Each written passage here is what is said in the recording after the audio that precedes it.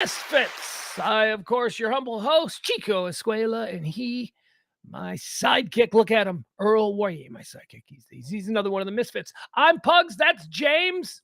Who is Earl Warwick? Do I need to know your goofy name today? Who is? Well, no one can see it until you take down the caption and it pops up like that. Oh, I didn't. Whatever. Okay, go ahead. So who is Earl Warwick? Why don't you just Google it? I'm not. What am I, Bill Nye the Science Guy or whatever? I got to be the Ken Burns history lesson for everybody Well, here. It's a very look, he important wasn't man. on my agenda until you introduced him to my personal universe. So, you're kind of responsible. Well, I'm sorry you don't know the great minds of the 20th century. I don't know this one. I do not know Earl Warwick.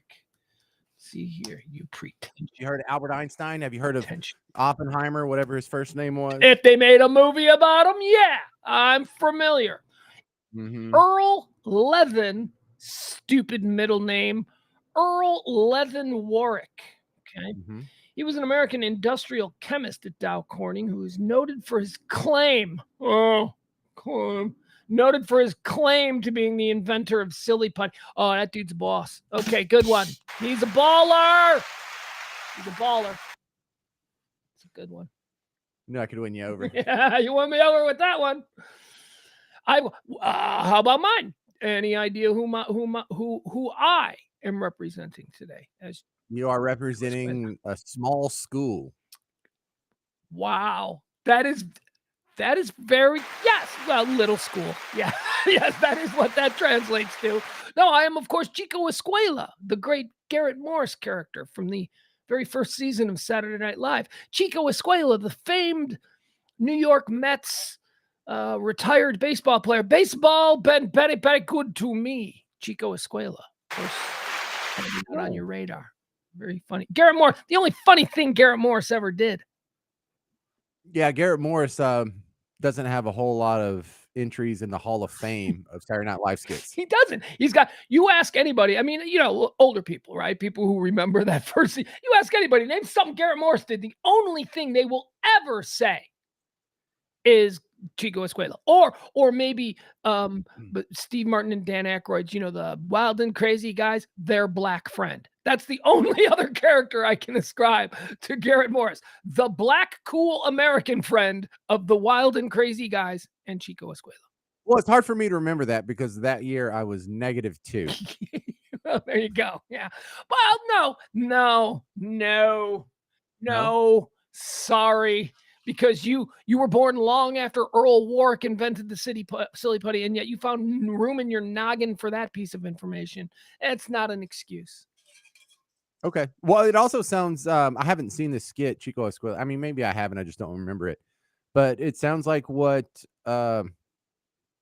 his butt does with Big Papi Ortiz. It is. Keenan. It is. Yeah. It is exactly that.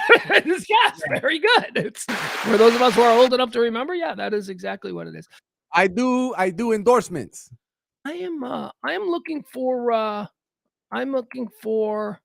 there is no Chico Escuela clips. There's clips about Chico Escuela on. We're gonna have a big lunch. We're gonna have mofongo. We're gonna have waka caca queso con fritas. The same guy. Yeah, wait a second. Hold on. Let's see what this is. Hold on. Let me see what this is. This might give us a little explanation. But yeah, there doesn't seem to be any footage of him. All right, so here, this is Garrett Morris talking about Chico. Oh, or not. They Catholics. Chico came about really from Brian Del Murray and Bill Murray. They Catholics. I can smell a Catholic, okay? Especially on Sunday because they smell like incense, okay? Racist? And don't go to, I'm from a Baptist church, right? Your Catholic churches, they're quiet all the time. They're speaking this funny language. Some people say it's Latin, I don't care. I want to go to a church where they praise him, you know what I mean? They shout. They do the gospel hop. You never see a gospel hop in a Catholic church. Chico, in one of our improv moments. Oh, shit.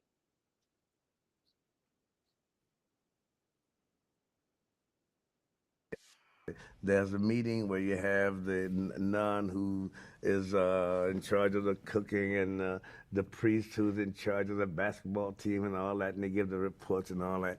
And during this time, it's when a lot of Latin players will Man, I come got to to be come. honest with you. I don't think we're going to give Garrett Morris this much time when he dies. I have no idea. I apologize for that. We fell down a bunny hole and we actually, I don't care. It was just a reference. Chico Escuela. I just saw it. Here, this right here. This is all you need to know, James. This is Chico Escuela. Here you go. Boom. This guy right here. that's it. Garrett Morris as Chico Escuela with the Mets. Okay. All right. Hey, speaking of baseball, I am in a baseball state of mind. James, I don't know if it's reached out there in Tyler, but this old burg of Dallas, Fort Worth has caught a little virus called baseball fever. Do you have it? Have you caught it? They're gonna let you down. Don't get all excited. Didn't we just do this like 10 years ago or whatever? When they would do Yeah, 10 years ago. You are obviously not a baseball fan. You're like, didn't we just do this 10 years? To baseball fans, 10 years is a lifetime. It has been forever. No, by the way, I just wanted to interrupt. The only reason I'm bringing this up is because we now know it's official. The game has gone final. Game has gone final up there in Minnesota. The Houston Astros have defeated the Minnesota Twins by a score of 3-2. The Houston Astros will be advancing to the American League Championship Series to take on the Dallas, Texas Rangers. The Battle of Texas for the American League is on. Woo! Now this I can get behind. I like this. Look, they're going to let you down, so start cheering for the Astros because historically speaking, 100% of the time the Rangers will lay an egg given enough time, and the Astros have pulled it off a couple times. They won it like 4 years ago, and then didn't they win it last year? Yeah. Yeah. I'm listening to you. I'm like, yeah. The Astros are like the best team. No. They didn't just win it. Didn't Atlanta win it last year? It was Atlanta last year. But yeah, recently they're a dominant dynasty of a team, the Houston Astros. They're freaking ridiculously Well, they good. cheated once. They did. No, that was the first wave, but they rebuilt. I feel the Astros are very similar to what the Patriots were. There were different eras of their championships, you know what I mean? And they cheated in some of them, and then they got caught. Whatever. That's a great comparison. Well, it's true. This era, this team that was put together in the post-cheating year, this is the Dusty Baker incarnation of the Houston Astros. They've been very good. They're just extraordinarily good. They're a very talented team. But James, I'm sorry, but I've been saying this since April. I'm very proud of the fact that I've been saying this since April. I've been saying this since last year. Don't sleep on these Rangers. The beautiful thing about the Texas Rangers in this town is that nobody noticed them. Nobody gives a shit about the Rangers in this town. This is about Cowboys. This is about Mavericks. Then it's about Stars. Then maybe it's about the Rangers. The Texas Rangers have quietly, and quietly I say because I've never really noticed any real baseball energy in this town. I have now. Starting last night, I did. That scene out there at Ranger Stadium, which is what I'm going to call it because they changed the name every year. But out there at Ranger Stadium, that was fantastic. The whole Creed thing is fantastic. There is something strange happening with this team, James. They snuck up on the entire league. As I've been saying all year, this team is really good. This team is really good. This team is different. This team has Bochy. This is a different team, James, and I understand your cynicism. You've been hurt. Well, it would have to be a different team because all the other ones have failed. There you go.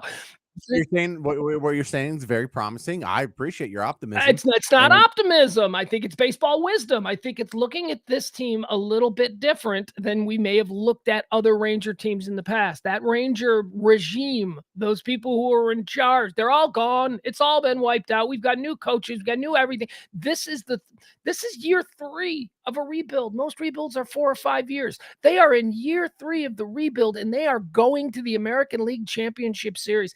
It is truly a great accomplishment, and this is going to be fun against Houston. Now, Houston's a very good team. But guess who the best freaking team in baseball is the last 2 weeks? The Texas Rangers. They look absolutely unbeatable. They start out in the first round, the wild card, and they just destroy the best team in baseball, the Tampa Bay Rays. They just kick their ass. Then everybody says, okay, so the Rays got caught sleeping. But now, Rangers, sorry, you got to play the big guys. You got to play the Baltimore Orioles, and they're one of the most glamorous young up-and-coming teams in baseball. The entire East Coast just loves the Orioles. Guess what the Rangers did? Went in and swept their asses out. Something different is happening with this Ranger team, James. And I get your cynicism, but I also scoff at it because I know you're not necessarily a baseball fan. So it would be such a slight emotional investment on your part to, take the risk and root for this Ranger team, and you refuse to do it. You know what my therapist would call that? Signs of a broken man. What are we looking at? I think it's time to bring up what was just quoted by, what's that, Barney over there? Yeah, I saw it. And you went and got it? That's Yep, good. I was Pugs is vamping, up. hoping that you were okay. Here you go, James. Maybe you can update it. This is from like 2003. By the way. America's pastime in Eric's hood. Another Ranger season and they're looking good. At the top of the standings with not much to go. Will they win the pennant? Hell no. They're going to blow it like a Clinton intern. You're going down in flames, baby. Watch it burn. They'll do it every time. When will you learn? It is never, ever going to be our turn. You can smoke while you do it. It's not really a sport. In the dugout, you can burn a whole pack of Newports. Remember the Phillies batting champ John Krug, best hitter in the game, only had one nut. Baseball's a joke, man. What you gonna do? Why the hell's your coach in a uniform too? I hear you meet heads, always plead your cases, but your best player ever couldn't run the bases. Guys are always scratching your nuts and spitting at the first sign of rains. You're first to be quitting. Don't get your polyester wet, you little bitch. Don't tell me how hard it is to hit a pitch. You don't even have to keep yourself in good shape. You run 90 feet and then you take a break. That's not true. I hit a double today. You ran 60 yards. Are you gonna be okay? You can smoke while you do it. It's not really a sport. In the dugout, you can burn a whole pack of Newports. Remember the Phillies batting champ John Krug, best hitter in the game, only had one nut. Baseball's a joke, man. What you gonna do? Why the hell's your coach in a uniform too? I hear you meet heads, always plead your cases, but your best player ever couldn't run the bases. Okay. I will admit that actually going to the ballpark is fun, but that's just because there's a lot to do while nothing is going on. Half the time I don't even watch the game. I just drink my weight in overpriced beer, hit on some fat chicks, and lose $10 to the dot race. Yeah, the dot race. You're my boy, Blue. You can smoke while you do it. It's not really a sport. In the dugout, you can burn a whole pack of Newports. Remember the Phillies batting champ John Krug, best hitter in the game, only had one nut. Baseball's a joke, man. What you gonna do? Why the hell's your coach in a uniform too? I hear you meet heads, always plead your cases, but your best player ever couldn't run the bases. All right. That's James Parker from like 10 years ago. Last 20 years ago. How long? Yeah, a long time ago. Last time. 20 years ago. So that's a picture of me in my Pugs and Kelly dodgeball jersey at dodgeball holding a dodgeball. Let me first of all, magnificent takedown of America's pastime. Artfully done. Let me speak now as an American about the great let's forget about that communist. Let's never forget that James Parker went to college to play soccer. I mean, talk about un-American. That's a fantastic song, and I can understand why James, historically, as we've just heard, has been a cynic when it comes to the Rangers. But I would like all of us to join hands and form one big. I want you to remake that song, James. I want you to make that song as an anthem of optimism. I mean, you're not going to do it, but you should, because that would be cool. Well, I think I could do an anthem of optimism. It would still filter out different through my head. So it would be somewhere along the lines of, you can't lose forever. You can't lose. Still be negative. There's no way for you to find joy in the topic of the Texas Rangers. That's just not something you're willing to do. Well, the best argument you have for the Rangers is you can roll the dice, 1,000 times, and eventually you're going to get the number you want. Eventually, you're going to roll snake eyes, right? Okay. You can only roll the dice so many times I would tamper people's enthusiasm to be breaking that record, because who went the longest without a championship? Wasn't it like the Cubs won like 104 years or something? Yeah, I think so. So, Yeah.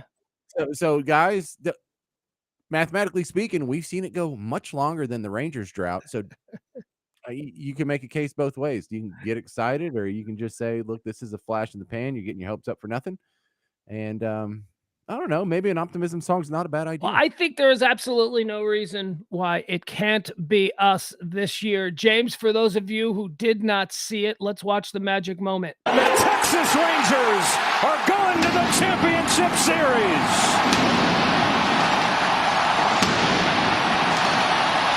Not a surprise to me.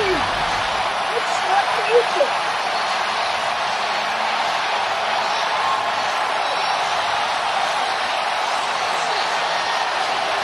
Look at this.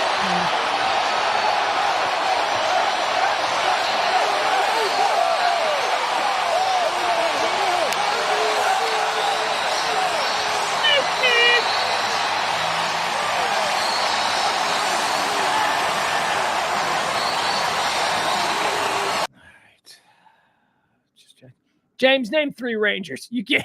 You can't. You're so not into baseball. You're so not into this team. No, Justin Verlander. No, well, no, that's all right. All right. Congratulations to the Houston Astros and Texas. Let's do this. Astros Rangers, man. For the World Series, James.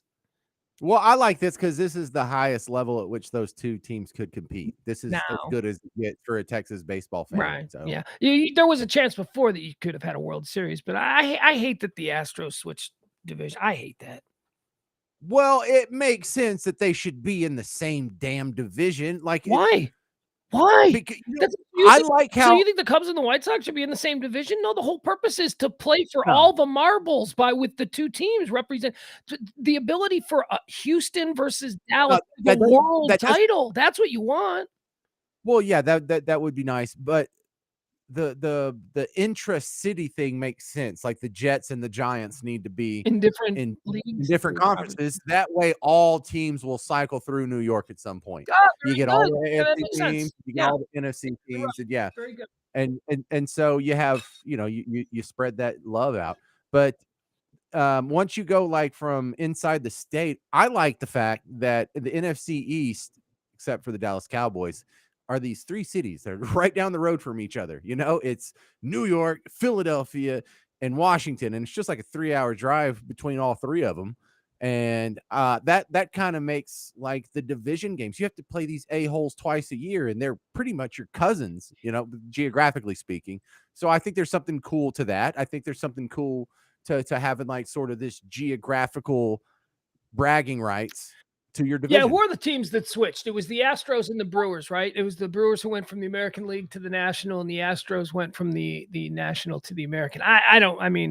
You make a good argument. I understand there was probably some really smart people who thought about this for a long time, and they've got reasons why. It's just different. And I sometimes forget that the Brewers are in the National League and that the Astros are in the American League.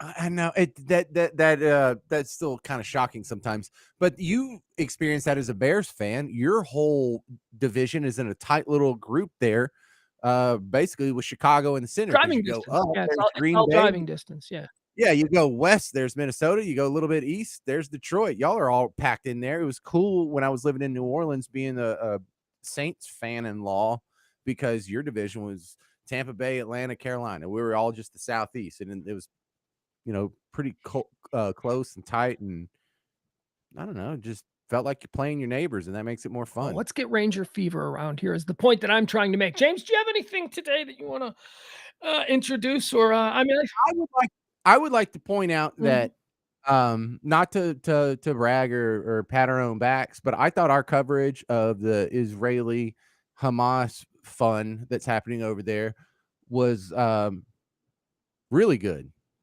I thought so much stuff that I've heard coming from other people just feels so flawed. And we didn't pretend to know everything. We and don't. then We're not instant Yeah, we don't. experts, But we also regular didn't people. pretend to know nothing. We are well-read regular people. We read a little bit more than other people because it's our job to sit here in front of a microphone and talk about stuff. But, we're not experts or anything like that. We're just this is speaking of that, I appreciate you saying that because I listened back to it as well, and I thought it was pretty good too. Because I'm very concerned about tone, as you are as well, because you're on TV now. So you've got to be concerned about tone and how that can be perceived and all that. I want to ask you something having to do with that. And it's another serious sort of conversation that maybe we can get into. Not dark, not sad, but it's a serious conversation. Yesterday, we talked about the Iron Dome defense system. James, what is your understanding of what the Iron Dome defense system is? It is the Israeli iteration of what our Patriot missile system is, where there's a detection of an incoming rocket or missile, and then we fire our own rocket / missile to go intercept it and knock it out of the sky mid-flight. Yeah, it's really it's hold on, I'm trying to see if I've got a cool. Yeah, I do. Here's a cool video of it. It's a defense system, but it's see, I don't know, I'm stupid. I always thought it was like lasers, just it's an Iron Dome. It sounds like Lasers. I mean, I know There's not even a dome. in the real world, I know that lasers aren't really a practical thing yet, but in my mind, I'm like, yeah, it's lasers, and it's like missile command, as we were talking about yesterday. But I learned a little bit about Iron Don't. I learned a little bit about. Go ahead. What? Make fun of my stupidity? Oh no, tell me how, because that's really all I know. I don't know. Like I turn on the TV and I'm like, how can I believe any of these people? You people believe Jussie Smollett. And now you're supposed to tell me about the intricacies of Hamas and Israel. No, I trust Pugs more than any of you fools. Yeah, I mean, look, the Iron Dome is cool. Here's a video. This is the defense system. James just described it pretty accurately. It's a defense. It knocks down incoming missiles. If you're going to send in a whole bunch of, but here's the thing: it's designed to shoot down a whole bunch of them. Like if you send in like 100, these things, and it works in a very cool way. There's 3 different units, and they're all spread out. They're not together. It's not like in one battery. Like with traditional missile defense systems, it's one battery that can be taken out. These things are 3 different things. One is a first like radar, just it tracks it. It says, oh, look, there's something in the air. And then that throws it to another thing. And that thing, what was that thing do? I don't know. That thing does something. Yeah, it calculates how That's fast what it does. Yeah, the that's the computer. That figures out where it's landing and where it's going to be in every step of its process in flight. And then that throws it to the third thing. The third thing is the missile that then goes and intercepts it at a point that the second thing has told them where it is. Now, here's one of the cool things that it does, James, that I learned today that I know about. If it calculates, if the second thing, if the computer in the second thing determines that this isn't going to hit anything, like it's just going to land in the woods, it doesn't send it to the third thing. So it doesn't waste its time with missiles that are off trajectory. I mean, I thought that was really interesting. I'm like, oh, not necessarily having to shoot everything down, just everything that the second thing, the 3-part system, the second part of the system, if the second part determines if it's going to hit something that needs to be defended. But it's not just like automatically shooting everything down like a howitzer, right? Like that's what I kind of thought. I just thought it was just spray it. It's not. It's very interesting. Here, James, let's watch this. Here it is in action. Boy, oh boy, watch this. This was last night. This is over Israel. All of those explosions in the sky that we are seeing are missiles, incoming missiles that are not exploding on the ground. Okay, so that's what you're looking at. This is the anti-missile system, the Iron Dome system at work. Notice how you're not seeing anything exploding on the ground. Seeing a lot of. Okay, that was one. Something went off on the ground. Yep, there it was. Just see it in the background.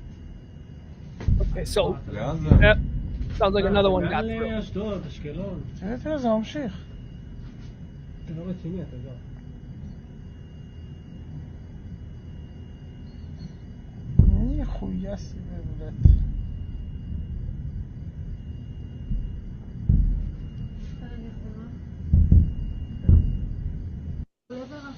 All right, so there you go. That is the cool ass Iron Dome defense system that was developed by the National research and development. Israel's got their own nationalized research and development department that creates all of these crazy James Bond type things. Here's my question for you, James. We understand it's a very cool piece of hardware. It obviously works, right?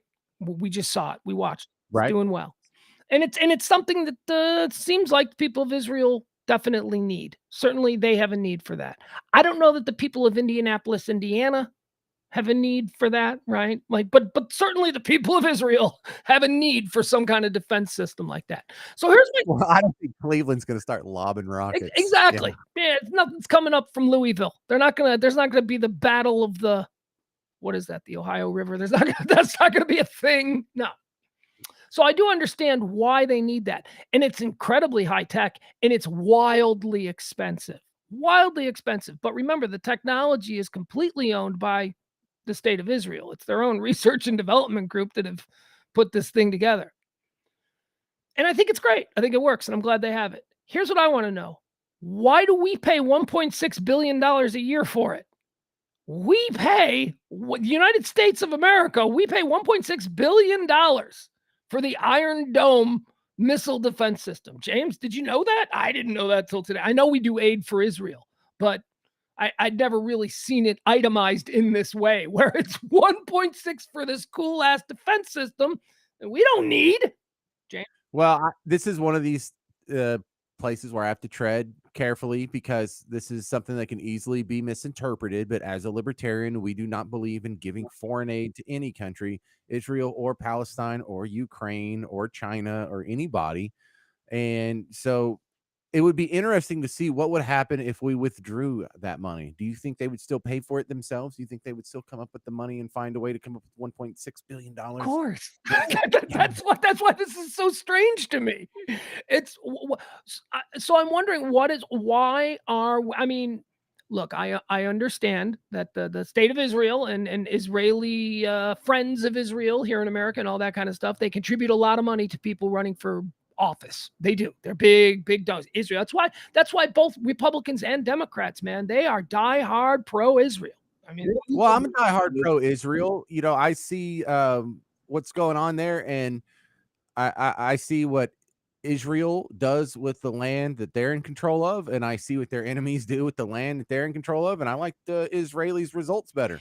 Yeah, I'm pro-Israel this week. I mean, I'm talking about what's happening right now. Yeah, I'm absolutely pro-Israel here. Historically, I don't know. That's a much deeper conversation. I'm sure that there's been a lot of awful things on both sides. But yeah, I'm pro-Israel here.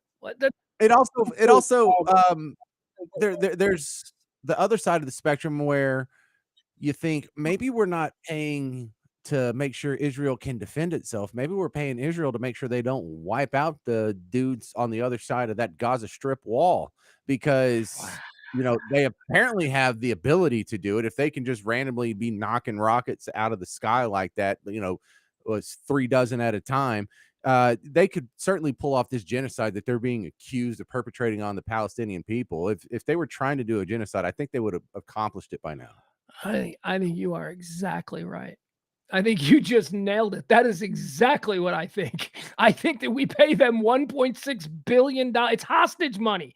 It's to keep them. It's almost like, well, if we don't have this, then we're going to have to go on the offensive to ensure that we won't need something like that. That's what they're saying to us. And so, are we really helping them by giving them money? Is that really in their best interest?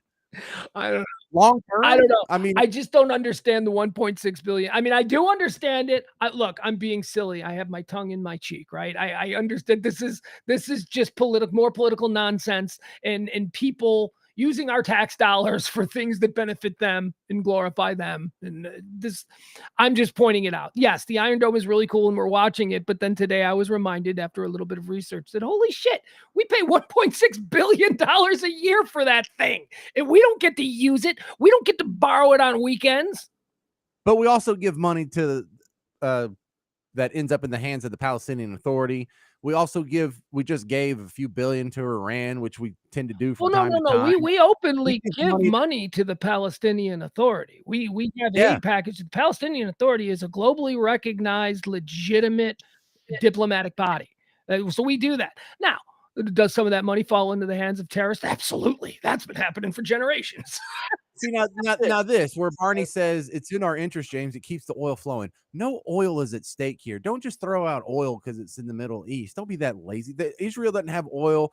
Palestine doesn't have oil. The West Bank, Gaza Strip. We're talking about the only places in the Middle East that really don't have oil. I mean, Jordan's not really overflowing with oil, but for the Jordan's most got a part, lot of oil. Saudi Arabia certainly, and then as you move your way over into Iraq and Iran, you've got oil. But yeah, so yeah, this is. Yemen's I got don't. oil, right? I mean, am I out of line on this one? There's not really an oil at play here. No, this is not an oil issue or a religion issue. This is, like I said, this is an issue between the Palestinian Authority and Hamas, or more to the point, the paramilitary wing of the Palestinian Authority, which is called Fatah, and Hamas. Hamas is trying to show the people of Palestine that, let's go to war. This is an option too, and they're hoping that the people. But that's what this is about. It's Yeah, not to be nitpicky, but Jordan does not have oil. They don't? They are. I assume they not, did because they got a king and he's really rich and he's got extravagant stuff. So I assume they have oil up there. in oil production. They rank 114th in the world. Well, who's before them? You know what I mean? That's how I like who's got more oil than I'd be surprised. Wisconsin produces more oil. Definitely Texas. Yeah. All right. Yeah, I don't know. I just assume because they got one of them rich kings over there. One of them rich Middle Eastern kings. So where's his money coming from? Sand? What's he got, a big sand business? His money's coming. No, see, look, I haven't Googled it, so I'm talking off the top of my head. I could be totally wrong. But I remember seeing like the king and queen of Jordan, and they look kind of young. And I think they went to college in the United States. No. Queen Noor. Yeah, you're talking about King Hassan, who is like the 15th in this line, this ancient line of Middle Eastern kings. King Hassan married a 19-year-old Arizona State girl, a girl from Arizona State University, and she became Queen Noor. And Queen Noor was queen of Jordan between like 1985 and like 2005. And so the current king of Jordan and his wife, I think the current king of Jordan's wife is also an American. I'm not sure about that, but she's westernized for sure. The current king of Jordan's mom was from Arizona. So, we can deal with those people. God dang, are you serious? Yeah. Wow. Queen Noor was a babe. I used to have a crush on Queen Noor. She was hot. And I knew your Middle Eastern royalty, huh? That's impressive. Well, I know I know 80s Middle East. They were our friend. So I knew they still kind of are our friend, Jordan. We've never had a problem with them. Jordan produces less oil every year than countries like Panama, Jamaica, Zimbabwe, Barbados, Switzerland, Latvia. Yeah. So these are and those are not traditional oil powerhouses. Well, they produce less oil than Israel, actually. Well, what do they do? How do they get their money? Like, how is how did a creepy old prince from the Middle East get an Arizona State co-ed to marry him? Yeah. What is their economy based on? I have no idea. I really don't know. Here, sand? I don't know. Here, James. Here's hot ass Queen Noir. There she is. Let me see. That was her. Oh yeah. Whoa. Wait. God. Whoa. Yeah. See, my memory remembered hot. I wouldn't have picked that face out if you said, "Who's this lady?" I wouldn't have said the Queen of Jordan. I just remembered her being beautiful. And look at that. She's from Arizona. That She went to Arizona State. She's a Sun Devil. She was a cheerleader. Look at her. There she is. Dang. She's a Sun Devil cheerleader in college. And then she became the queen of. Look at that. Yeah, from Sun Devil cheerleader to that. That's pretty cool, huh? That's really cool. Yeah. So anyway, yeah. So her son, her son's got grandparents in Tucson, and he's the king of Jordan. So, I think we can deal with those people is my point. Cool. I'm trying to find what the heck is going on with Jordan's economic overview. It's a lower middle income country, which means it's doing pretty good. But I don't see a whole lot of awesome. Well, here's the thing. They're not a problem. Like, there isn't radical Islam there. They don't have terrorism. Everything seems pretty calm and cool. We've never had a problem with. There's never been a problem in Jordan, is what I'm saying. They're cool. Yeah, they've been cool. And in fact, it should be mentioned more They that should get credit for being cool. well, no, before the 6-Day War, though, what is now the West Bank was Jordan, and what is now the Gaza Strip was Egypt. And so after the 6-Day War, when the West Bank is now controlled by Israel, there was sort of this situation where there was talks going back and forth. It's like, well, how do we negotiate the return of the West Bank to Jordan? What's Israel going to have to get, or what concessions are going to be made by both parties?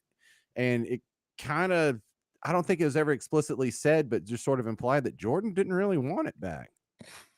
Eh, Yeah, they're like, well, we're out of this. But look, Okay. we got into a fight over this. We got punched in the teeth so hard in 1967, and that when the 6 Days War was, or 7 Days War? 67. Yeah. Yeah. So we got punched so hard. We're gonna sit out the rest of this. And I think they even sat out the Yom Kippur War in the 70s, didn't they? Because they're like, well, yeah, we're not doing that again. That didn't work out for us. This is King, what's his name? King Abdullah. This is King Abdullah II and his wife. She's the Queen of Jordan now. But this is the dude. He's half American. His mom's from Arizona. They're normal. Oh, oh, there they are. Oh, look at that. He's a little bit older there. Is that his? Wait, go back to the older picture? The other Because that doesn't look like him. Yeah, that's what I remember. I remember that dude. Yeah. Well, that's not the same chick, is No, it? this is probably like 20 years ago, maybe, because this is him That now. his wife? Yeah, I guess this is her now. She's looking better. No, that's a different lady. I think you might be right. That might be radical royalist, Jordanian king and queen to visit Australia. Okay, so this picture here is the king and queen of Jordan. Let's see. Here's some more pictures of the king and queen of Jordan. All right. I don't know who he was with that. Man, she's pretty good looking, huh? They look like they're from Mesquite. They look like they're just American straight up. He's wearing a suit and a tie. He doesn't have on pajamas. No, they're Western. Look at these people right Very. here. You went to college with these people. Look at them. I know. This is the king and This is queen. just like they look like generic white people. Like they could be from Poland. They could be from Arizona. They could be from, I guess, Jordan. This is the kind of Middle Eastern authoritarian monarchy we can deal with. These people can be look at her. She is really something, huh? She's Well, when you look at what government structure has been most successful in that region, monarchy. You can make a case for those monarchy. people like kings. They like They love them. They them. love them. No, they love authoritarian dictatorships. Yes. Simplifies everything. You know where you got to be every day. Look at her here. Look at this. Look at those legs, James. Look at those pins. She's like a 6 foot tall fashion model. Yeah, and look, no one's going to sponsor a coup against this. No, this is good. You want this to be your king and queen. Well, I don't really know about the king, but you certainly want that to be your queen. What if they're really horrible leaders and we're just judging them positively based on their looks? No, I don't think they are. I really don't. I really don't think they are. know. I think they're pretty. They don't really get involved. You know what I mean? I think that they're pretty much just don't make any waves. We hit the genetic lottery. I was born into a royal family. Let's just be cool and enjoy it. They're like, you got a problem with Israel? They're like, nope. I don't know. Nope. Do I? That's how they answer. Do I? I don't know. Problem with Israel. Why? What they say? Yeah. I don't know. All right. What else? You got anything else? Can I ask you some unfair questions? Yeah, I like unfair questions. Is this still going to be an issue a month from now? Israel and Hamas? And I don't mean like they've settled everything and become besties for all time, but you think it'll quiet back will down? we still be in a state of war where there will be where the authority the authority in Israel is this new wartime government that they formed today, which is the government that, look, our politics are pretty bad. It's bad over there too. I mean, the whole Likud party, which is what is the ruling party, they're all in handcuffs. There's all kinds of problems going on there. So who is it? Benny Gantz is the opposition party leader in Israel. Benny Gantz and Netanyahu have put the clubs down and they formed a special wartime government. So that should be it. How long are we going to have a wartime government where it's martial law in the streets and all that? Are you asking me in a week, will it still be like that? My answer would be yes. A month. Yes. Wow. So is this true? Is I this I the think the dead? bigger issue, though, hold on, what I think is the bigger issue, because I think the war will be ongoing, the attacks and the battles and all of that stuff, that'll be ongoing, but I think the big issue that will become the big global issue will be the humanitarian disaster. There is going to be a humanitarian disaster inside Gaza, unlike any that we've seen in modern times, and it's going to be happening in the middle of a war zone. So that's we're gonna have concerts, we're gonna have Christmas concerts for Gaza, and we're gonna have all of that stuff. That's what I see coming. So Gaza Strip is 240 square miles. So it's like 7 miles across and 20 miles long down the coast. And there's 2 million Mm, people that live in on there. top of each other. Okay, and here's where it gets tough. You can all say that you'd be fine without electricity for a while, but you wouldn't. That's what runs you out of New Orleans after a hurricane. And the hurricane's not the problem. The hurricane, you just sit on your porch and you drink a bunch of booze and chat with your family and play with the kids and watch the show. Your power goes out, you're fine. My mother-in-law has a generator or whatever. Even if we stayed in our house when my mother-in-law left, and so we didn't have a generator. We made it 5 days without electricity before we just got in the car and drove to my parents' house, 7 hours away. You after like a week of it, it's such a problem. It's such an inconvenience that it consumes your entire day. Oh, I imagine. Yeah. So how do you get water? How do you wash your clothes?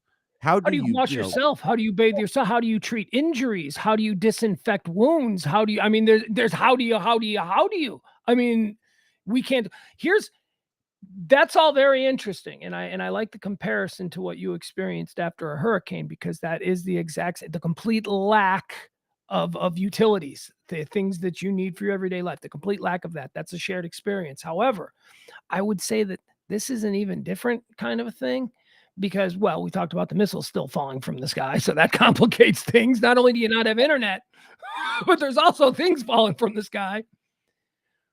But what happens, James? What happens if this siege with no power, no water, no food, no nothing, and the humanitarian disaster becomes what it is? What happens inside Gaza where these 2 million people live in this condensed area? What happens 3 weeks in?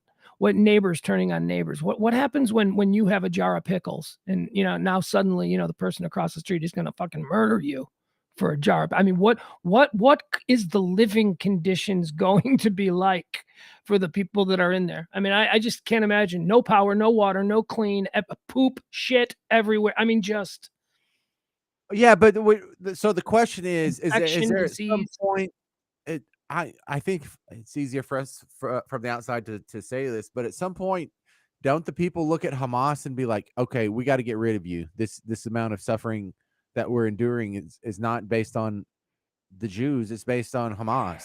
Do they ever turn their ire and say, if we get rid of these dudes, the Israelis will come give us some food, medicine, and turn our electricity back on, and we can just we'll let them have the damn Gaza Strip, and we'll just be Israelis from here on out. It's better than dying or suffering.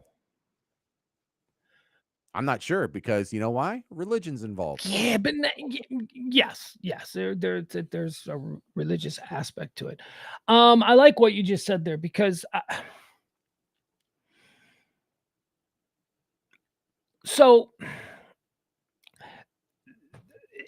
these people have basically been penned in here for 10 years, right? Israel controls the electric, the water. They've controlled all of that for 10 years. Right? This blockade, this Gaza Strip blockade by Israel and Egypt has been going on now, I think, since 2000 and probably longer than 10 years, honestly. I don't know. Anyway, I've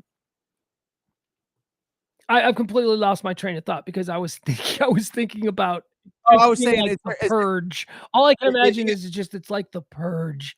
it's about to be. So, is there at a point when the citizens, the Palestinian citizens, turn on Hamas? Oh, god damn it. Yeah, thank you. Yeah, man,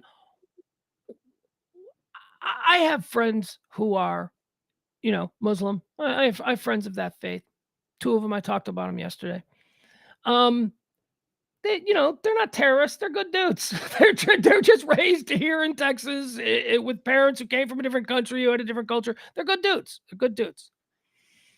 But if this truly is at its core a battle for the hearts and souls of the Palestinian people, the exiled Palestinian, not just, not just the people in Gaza, but the Palestinian diaspora around the globe, if you will. If this is a clarion call, a choice to be made between the peaceniks of the, Palestinian Authority or us, this is the way we want to do it. Won't we see? We'll see the choice, right? If what you just said, why don't the good people rise up and kill these people? We'll see, because that really should be the next thing that happens. I happen to think that that's what we'll see. If the people of Gaza support Hamas, despite having the choice of the diplomatic paths of the Palestinian Authority, well, then we know they've made their choice, and then we carpet bomb the whole place, and it's like whatever. The Israelis have been giving them, notice for 3 days to get out. And they've been allowing them a way to get out, even though there's only 2 ways out, man. There's only 2 doorways basically out of Gaza, and it's one at a time. I mean, they're allowing them out, but where do they go? They're allowing them Like, out. They're allowing them out. They're saying, I "Look, know, but we're gonna crush everything that you know. We're going to take your daily life away from you, and we're gonna do it in 3 days. So get out." That's pretty awesome. Good for Israel. Because when it's Hamas didn't do that at the music festival. They just showed up and started killing people.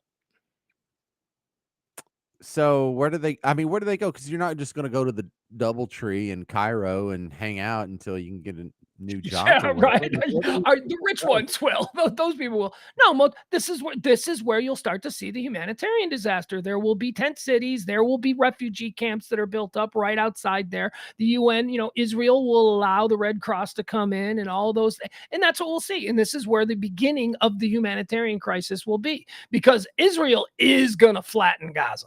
They are going to go in and they are going to just root everybody out of there.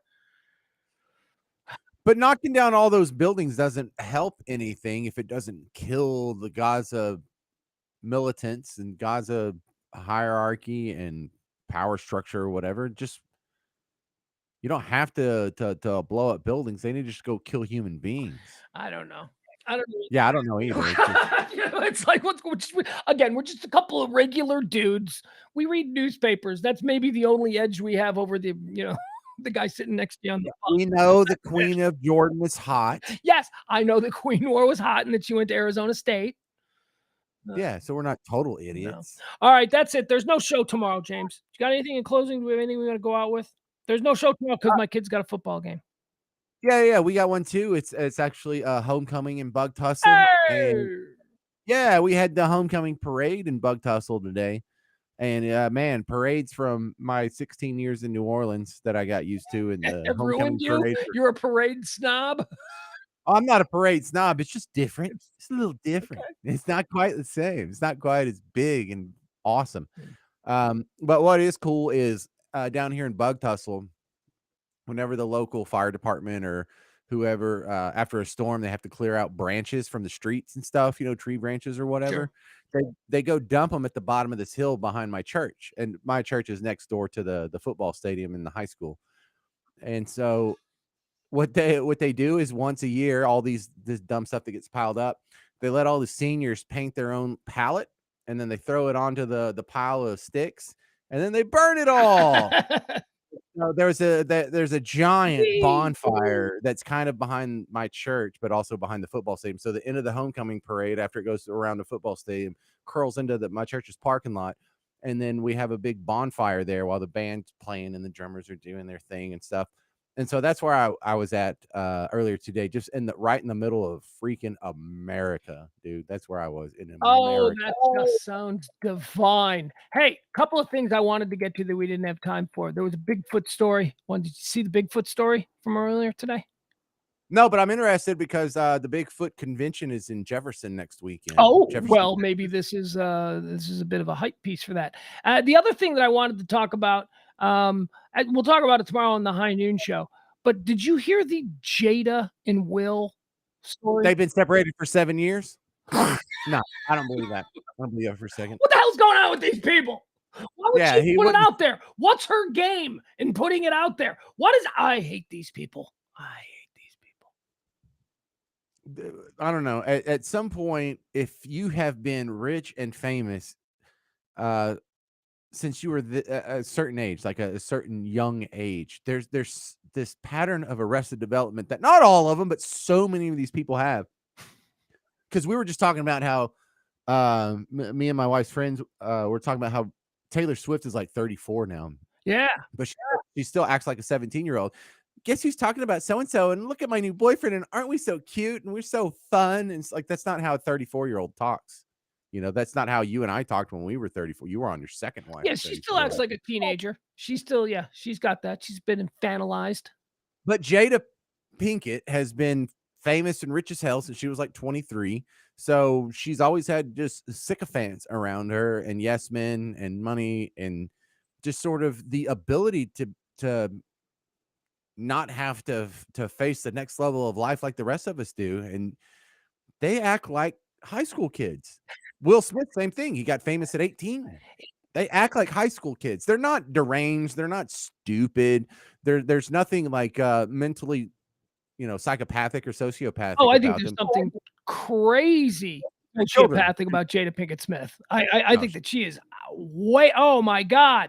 Like, yeah, look, I like to play that game with people, name their malady. I've been in enough therapy to be able to identify a number of things going on with her. She's got more tells than I was going to do a poker reference, but I don't think a lot of these people. I hear the narcissist label get thrown around a lot, and it's not that they're narcissists in the fact that they have the psychoanalytic issue where they think the whole world revolves around them and everyone's talking about them and sort of the classic narcissist traits. They just that's act very like broad and broad. Calling It someone a is. narcissist is a broad umbrella. She's got numerous kinds of narcissism that are fascinating to find. Like, for instance, her insecurities where she feels. Look, I don't want to get into this because we ran out of time.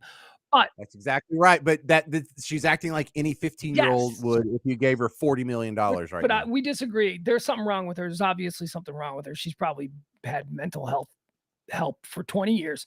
And the other thing that I would push back on her, Jada Pinkett Smith, you said, she's been famous since she's been 23. I'm like, nah, she's been famous since she married Will Smith.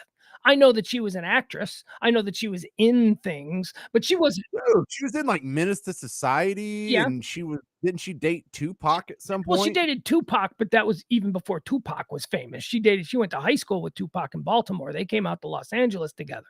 They were friends like long before they were famous.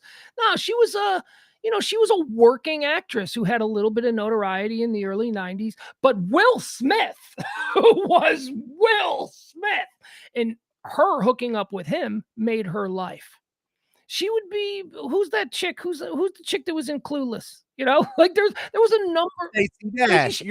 That's a good comparison. Stacey Yeah. Dash if she wasn't married to Will Smith.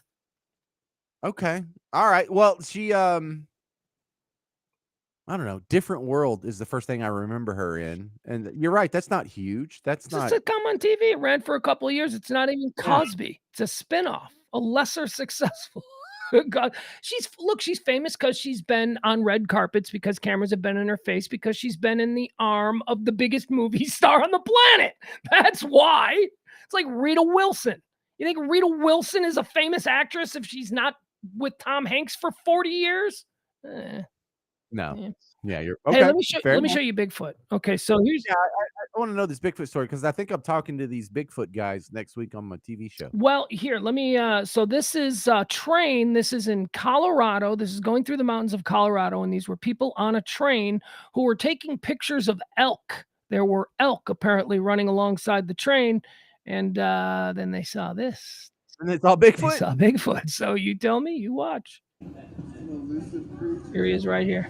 The arrow is on him. Oh, now he's sitting down.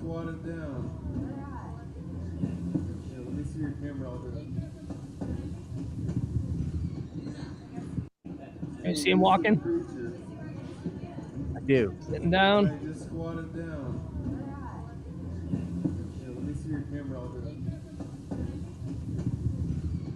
Watch it one more time. Here's Do it again.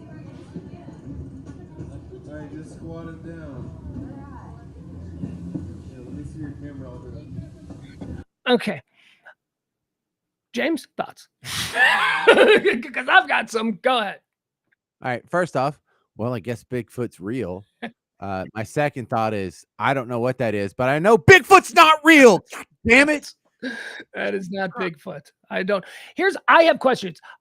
First of all, let me admit, I really want that to be Bigfoot. I would. Oh, that'd be so fun. Wouldn't that be great if Bigfoot was or the Loch Ness Monster or any of that crap? Could you imagine the lines at zoos if suddenly zoos had Bigfoots? Like, what if we found like 100 Bigfoots and they all got put in zoos? How awesome would that be? What if Bigfoot's not like, human intelligence, but he's smart enough to like sack groceries at Kroger, Yeah. right? Right, country hits. Bust tables. I mean, right. Something. I don't know. Yeah, no. Okay, so yeah, that ain't Bigfoot. Here's what I need to know. I do have some questions though, because like I haven't been able to pin down, and I really want to see on a map. I want that location geolocated. I want to see where that occurred, because if that train is just running through the mountains, if that's 100 miles from civilization in the middle of the deep dense, now I have some interest in it. But if this is like 5 miles outside of some town, some college town, these are Right. hoaxsters. Right outside of Denton. These are hoaxsters waiting for the train to pass. That's all it is. Dude, let's just get a freaking suit and do this to people. Like, I'm kind of tall. I could pull it off, right? I'm 6'3". Put me in a Bigfoot suit and let me just jack with it. What if somebody's got a friend who's on the train and the dude's like, "Hey, I got this idea. Let's pretend like you film it from the train." And then call me when you're like, an hour away, and then I'll get in the suit and I'll drive down to the spot. Why aren't we doing this? Why are we even talking about this on the air? I don't know. You're right. We should have done it in real life. That should be us. Here's what I think it is. People are wondering what. Let's do a hoax. Let's do a publicity stunt. Oh God, the great days of like 80s radio when people used to. I'm gonna move into this billboard and I'm not gonna come down until the Mavericks win the World Series. Whatever. They used to do stupid shit like that, DJs. Mavericks ain't winning the World Series. I hear you. Yeah, I don't know. I want to know where that is. I want to know where it happened. How rare is it that there? All right, is it possible where that occurred for that to have been a person in a suit in a car somewhere, or is it like 200 miles in the middle of the Colorado Rocky Mountain? Look, here's the good news. Optimistic James can strike. First off, if that is Bigfoot, that's so great. It's fantastic. We're gonna forget about Ukraine and Israel and all this other crap and just be ate up with this for a while. But if it's not, and that's a dude in a suit, kudos to that guy. This guy, I want to be friends with him. Thank you. You guys are great. Yeah. Here's another thing that I think it might be, because this thing went viral. I mean, everybody was. I saw this was on CNN today. I heard Ben and Skin do it on their show. It's virally going around on Twitter. Here's what I think it might be. We might find out tomorrow that this is a Jack Link's viral commercial. Jack Link, they do the Bigfoot Jack. Beef jerky, yeah. I think this might be a Jack Link's commercial. I think this is because this is viral advertising. We're all talking about it. Look at us. We're all talking about it. Who is it, Bigfoot? And it could turn out to be a Jack Link's commercial. If this is a Jack Link, this is brilliant. Number one, whoever came up with this and pulled it off and actually executed it needs to just be a chapter in a marketing textbook for the next 100 years. He wins the Don Draper Trophy. Yeah, but also, let's think of one of these. Why aren't we doing this? Oh. I don't know. Okay, your first assignment is to write an optimistic Ranger song that we can get on the Freak. We get those people. Yeah, we can't suck forever. Yeah, there you go. All right, that's going to do it. We'll see you tomorrow at noon. There is no there is no show tomorrow. Okay, folks, no Radio Misfits show tomorrow night, 9 o'clock, no show tomorrow. I got to go to my kid's game. We're not going to talk about what happened last week. We're going to hope for bluer skies and greener pastures, as they say. All right. I hope you all had a great day. I had a very busy day, a very eventful day I had. Recorded with Kelly in the middle of it all. We did our practical pick segment. I like that. That'll be released, I think, tomorrow at some point. I don't know. I'll share it on Twitter and Facebook and all that. We'll see you tomorrow at noon. Bye, everybody. I'm Pugs Moran. He was James Parker. We're the Radio Misfits. Bye. Tomorrow is another day. The best best is yet to come. I have found a different way, so baffling to some. I have got an old guitar, that is all I need. I don't need no 401, I don't have the greed. Down the road I'll travel, far from the comfort